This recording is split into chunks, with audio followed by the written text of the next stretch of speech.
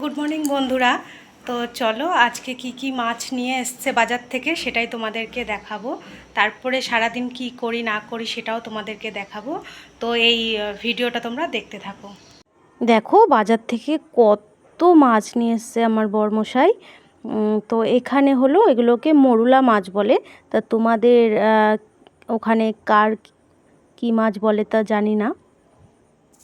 এই মাছগুলো যতটাই খেতে ভালো লাগে, তো এই মাছগুলো কাটতে খুবই কষ্ট, মানে অনেকটা সময় লাগে। দেখো তার সাথে নিয়ে এসছে বড় বড় একদম টাটকা টাটকা বাটা মাছ। তো মাছগুলো দেখো কত সুন্দর। তো এগুলো সব কেটে বেছে নেব, তারপরে স্নান করে নেব।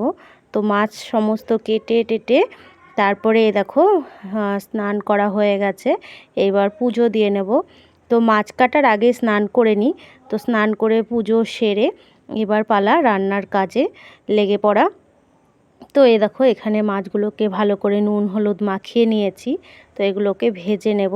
তো আজকে এই মাছগুলোকে ভাবছি ছোট ছোট যেই গাঠি কচু হয় সেই কচু দিয়ে ঝাল করব। তো ভীষণই ভালো লাগে।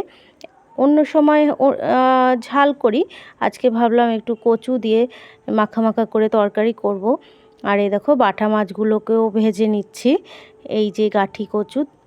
তো আমরা তো গাঠি কচু বলি, তোমরা কি কি বলো আমি জানি না। আর এই দেখো এখানে পটল ভাজা বসিয়ে দিয়েছি।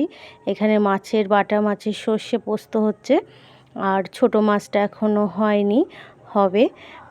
তো এই গরমে হালকা পাতলাই রান্না খাওয়াটাই ভালো। তো এই দেখো এখানে আমি আবার রান্না করতে করতে একটা আম কেটে নিয়েছি। এই আমের সিজনে না আম খেতে ভীষণই ভালো লাগে। যখন সময় পাই একটা করে আম কেটে খেয়ে নিই, কারণ আম খেতে আমি ভীষণ ভালোবাসি।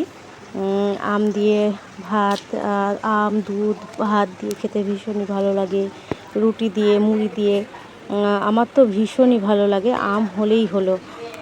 তো তোমাদের কার কেমন আম ভালো লাগে অবশ্যই কমেন্ট করে জানিও। তো রান্না বান্না সবই আমার কমপ্লিট হয়ে গেছে, তারপরেই এবার বাসন মাজার পালা। তো এখানে প্রচুর রান্নার পরে তো প্রচুর বাসন থাকে, তো সেইগুলোকে ধুয়ে মেজে পরিষ্কার করে নিচ্ছি। তারপরে তো খাওয়া দাওয়ার পরে আরও বাসন হয়, তাই রান্নার পরের বাসনগুলো মেজে নিয়ে গ্যাসটাকে ভালো করে ধুয়ে মুছে পরিষ্কার করে নিচ্ছি। তো রান্নার পরেও প্রচুর বাসন হয়, সেগুলোকেও ধুতে মাজতে অনেকটা সময় চলে যায় সংসারে। তো এই দেখো এখানে আমার রান্না বান্না কমপ্লিট হয়ে গেছে। এই যে গাঠি কচু দিয়ে ছোট ছোট মাছের মাখা মাখা তরকারি, আর এখানে বাটা মাছ